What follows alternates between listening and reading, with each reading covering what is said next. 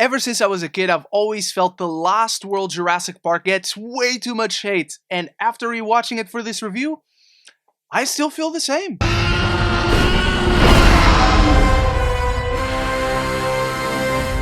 Welcome to the second part of my Jurassic reviews. Ahead of the release of Jurassic World Dominion, I'm reviewing every single movie in the Jurassic Park franchise. So I want to know your thoughts on The Lost World in the comments below. Feel free to talk spoilers, it's 25 years old at this point. And if you like these reviews, if you love movies and TV, this is the place to be, so consider clicking that subscribe button down below so you don't miss any future conversation on your favorite movies and TV. And this film is set 4 years after the original, where John Hammond has gathered a brand new research team and sent them to Site B of Jurassic Park. One of the members of this research team is Ian Malcolm's girlfriend, but as he heads to the island to try and save her, an InGen team approaches with a very different agenda.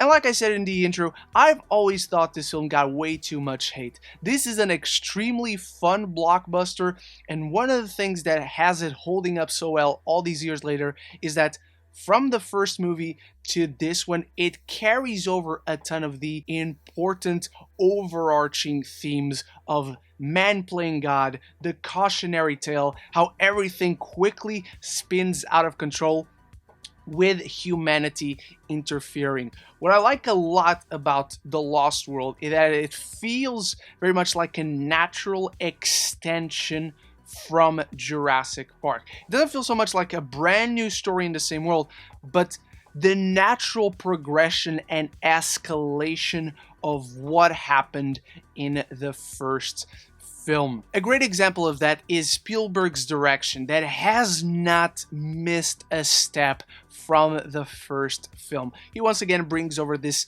great sense of scale, like when we're first meeting the Stegosauruses, which are the first big dinosaurs that we meet in this film, we get the human perspective. It's all about how they react to the brand new dinosaurs, and a lot of the brand new characters in this film are brand new to this island. They've never seen these dinosaurs, as a lot of the law agency, the lawyers, covered up the actual truth of what happened. So the entire world doesn't really know of the events of the original film.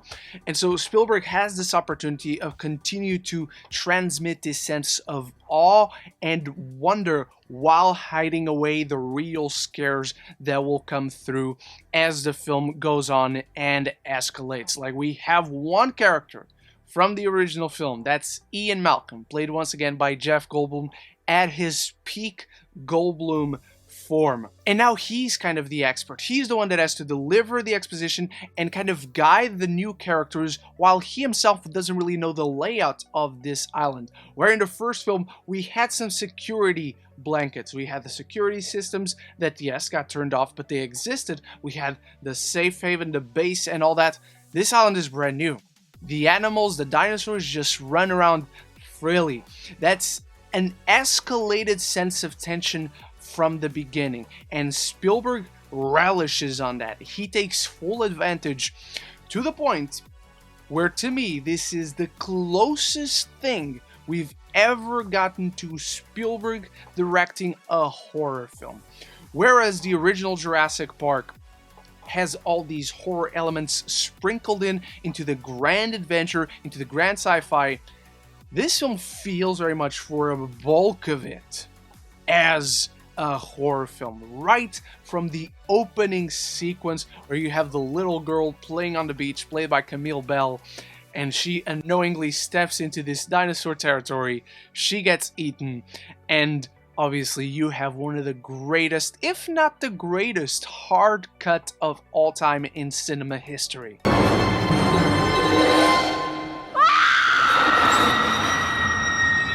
And that's just how the film opens. Throughout the bulk of the story, you get so many great, horrifying sequences until they actually go to San Diego, where the T-Rex gets loose and all that, and we'll get to that part of the film. This is full-on a horror film where the tension is always at a high, where our characters are on unknown territory, and the monsters of this film are set loose and can come from anywhere at any time. I really like the plot of this film with all the hunters and the poachers there. I've always thought that was the more intriguing and interesting approach to villainizing humans in a Jurassic Park franchise. The characters themselves are not that complex, they're more so a representation of humanity's greed. But in the Jurassic Park franchise, we've only had like two kinds of villains. It's these guys, it's the poachers, or it's the guys who want to sell dinosaurs to the highest bidder. And we all know how that worked out. I will get to that review in a bit. But between the two underwhelming kind of human villains that this franchise can offer, I've always found the poachers and the hunters in the Lost World to be interesting. And while our team of heroes mostly just wants to get out of this island, they also have a moral obligation to stop these guys from doing what they're doing. The late great Pete Postlethwaite is so good in this. He plays such a scummy, gnarly guy that has very vague motivations. There's a really nice premise to him as a villain where he wants to catch a Tyrannosaurus Rex. A male one specifically, more than anything. We don't really dive deep into the specific why. You can kind of summarize, you can kind of gather that it would be a big prize for him as a hunter, as a poacher. Like, there's no bigger animal that he could catch. But the film doesn't really dive into that. But nevertheless, I like these opposing forces, and as characters in the story, they're in direct contrast with one another and play off of one another really nicely, particularly when they try to imprison a baby Tyrannosaurus Rex to have the mother or the father come in to try and rescue her, to capture her, and everything goes wrong. And that's the bulk of this film, is our heroes trying to escape, our villains trying to capture dinosaurs, and everything going the worst it possibly can. And based on that description alone, it feels very much like a retread of the first one, and in all fairness, it is. It's just an escalated version of it, because now, again, there are no fences, there's no safe haven, there's no safe base for our characters to go to. They're in the wild with these dinosaurs, they're free to roam anywhere they want. And now there's not one T-Rex, there's two. And as our heroes try and save baby T-Rex, and you have the sequence with the trailers going off a cliff, Sarah going down into the glass as it begins to crack, and Spielberg just extracts every ounce of possible tension and suspense that he can so masterfully. This is a shining example of it. But then there's another scene where all the hunters, after having all their equipment destroyed, after so many people died throughout the film, and they're walking through the tall grass, running through the night, and you just see the raptors noticing them. And there's this great wide shot that Spielberg doesn't cut away from, where you just see the trails in the tall grass going down as you see the raptors approaching from every direction. These sequences just show how the man could do a horror film, and what he delivers in here is truly horrifying. He can give spectacle and tension like no one I've ever seen. As much as this film does not hold up to the first, and we'll get to the issues on it, his direction holds up beautifully. Again, in the sequence in the trailer, there's this moment where Eddie, played by Richard Schiff, is trying to help save our characters so the T-Rex don't push the trailers anymore into the cliffs, and the T-Rex just go after him.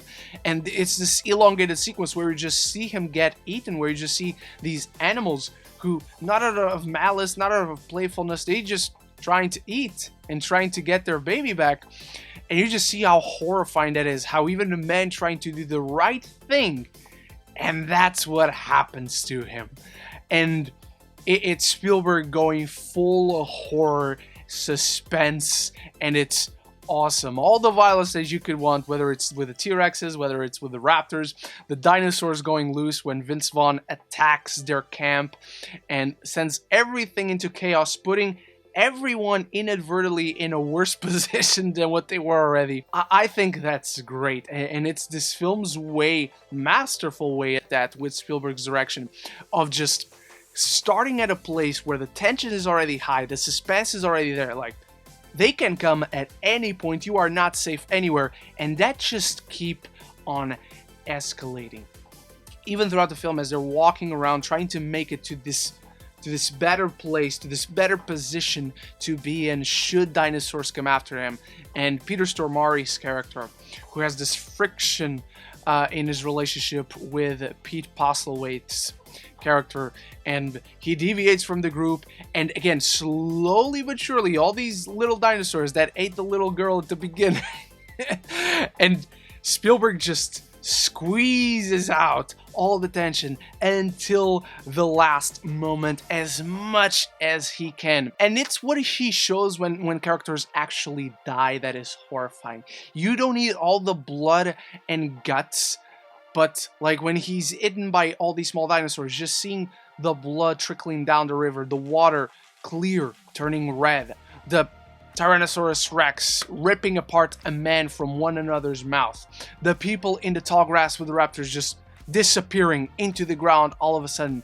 You don't need to see anything, but you know exactly what happens, and your imagination makes it all the scarier. And then obviously you have the eventual capture of a T-Rex, when you just think, okay, the villains have learned their lessons, the poachers have understood the danger of it all, they're gonna stop, but they haven't. And it leads to the San Diego sequence, which I love this sequence. I think it's a ton of fun, apart from the moment where the T-Rex eats a dog. The T-Rex going on a rampage on the streets of San Diego, it's awesome. It going against a bus, like crashing half of the bus just by merely touching it and all that. It's a great climax to a film. And the VFX hold up very well. Like we said, Spielberg's sense of escalation is fantastic. You can tell on the close-ups they still have the practical animatronics on set to use, and in the wides they use CGI. It doesn't hold up as well as the original, and I think it is because there's so many more dinosaurs in this one.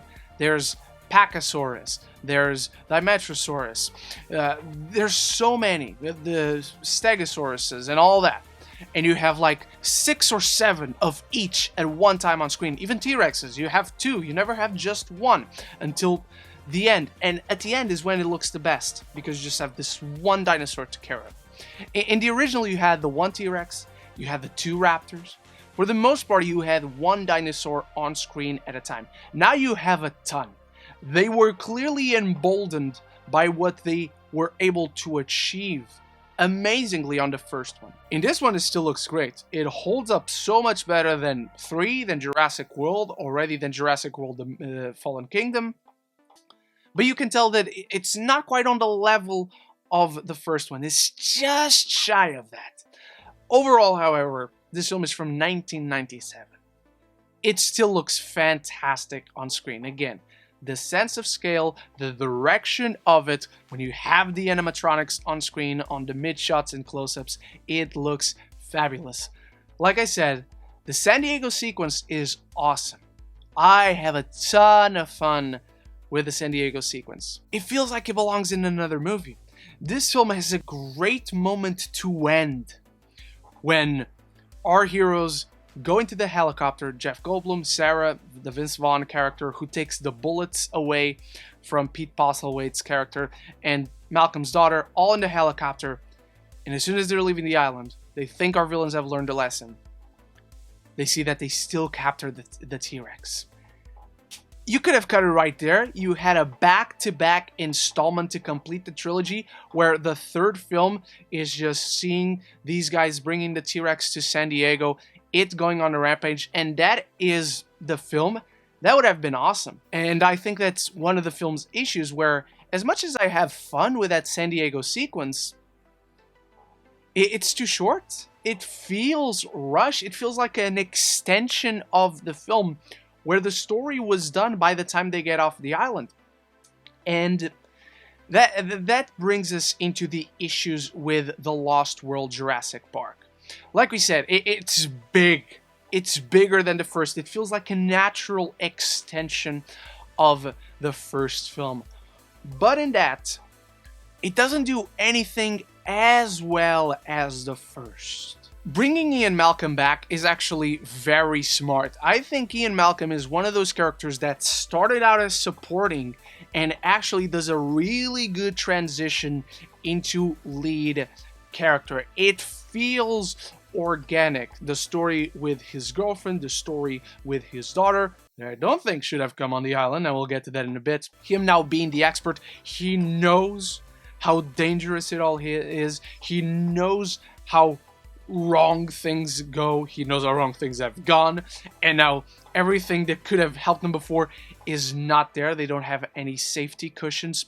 So that really works for me. However, the brand new characters that are brought in are not as interesting. When you have the original film and you have all these memorable characters, from Timmy and Lex to Alan Grant to Ellie Sattler to Muldoon to Nedry to John Hammond, and now you have characters that are there. They are fine. You have good actors playing them. You have Pete Postlethwaite. You have Peter Stormare. You have Julianne Moore, Vince Vaughn.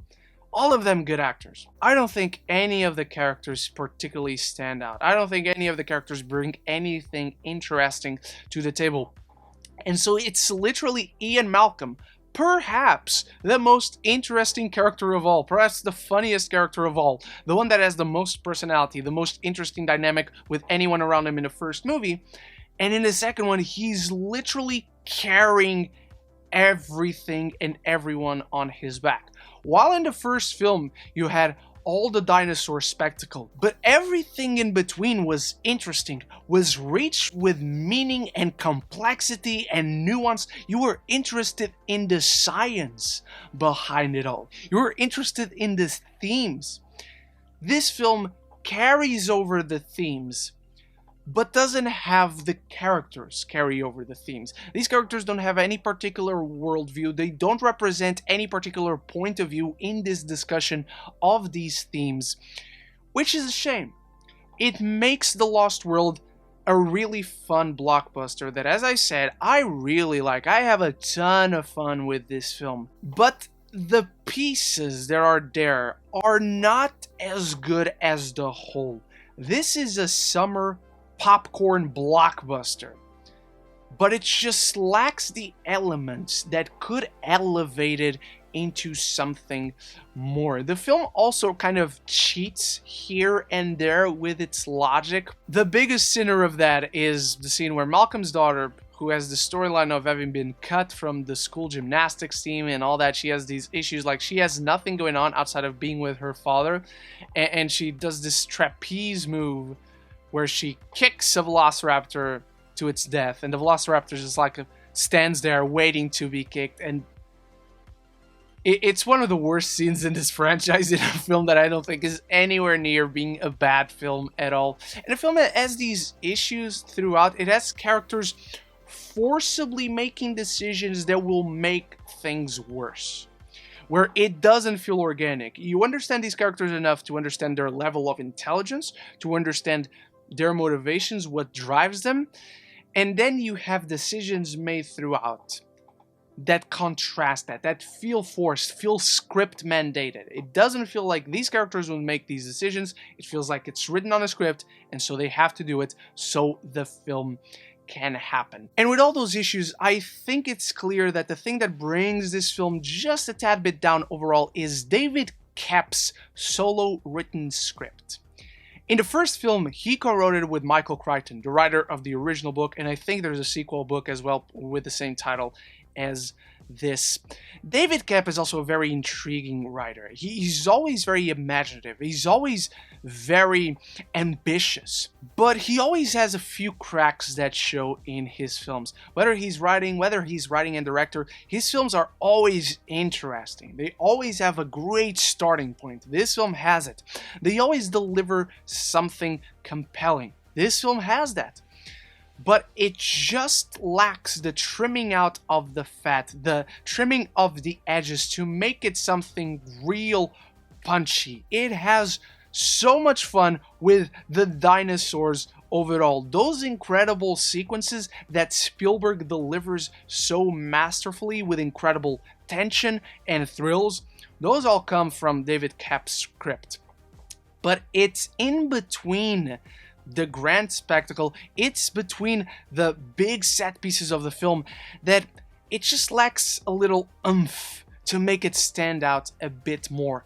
It is overall a film that, despite its issues, I go back to all the time. If I'm watching Jurassic Park, I will watch The Lost World right after, because again, it just feels like the natural extension of it all. The new elements that it brings aboard just don't compare to everything else around it or to what came before. It'd be one thing for this to be a blockbuster on its own. Those issues wouldn't stand out as much or as jarringly as they do.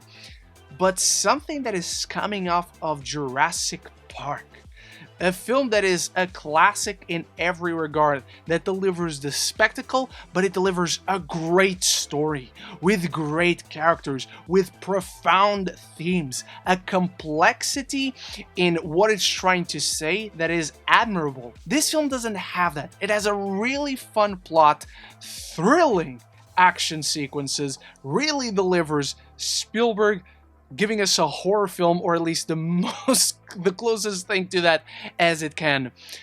But it can't just elevate it to be great. It's something that just is really good.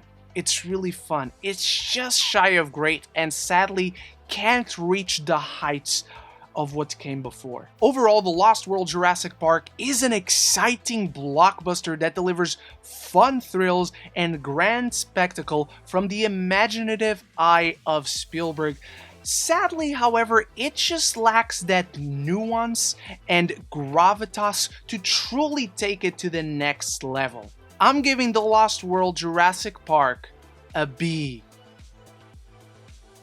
But those are only my thoughts on The Lost World Jurassic Park, a film that I have so much fun with. It just lacks something to make it truly great. But I want to know your thoughts on it. Drop it down in the comments below, and I'll be back very soon in my review for Jurassic Park 3 and then the Jurassic World movies. I hope to see you in those, so make sure you click that subscribe button so you don't miss any future conversation in your favorite movies and TV. Thank you so much for watching, and big thank you to my channel members for supporting this channel every month. There's a link in the description in case you want to become one. And so until the next one, love each other and love the movies.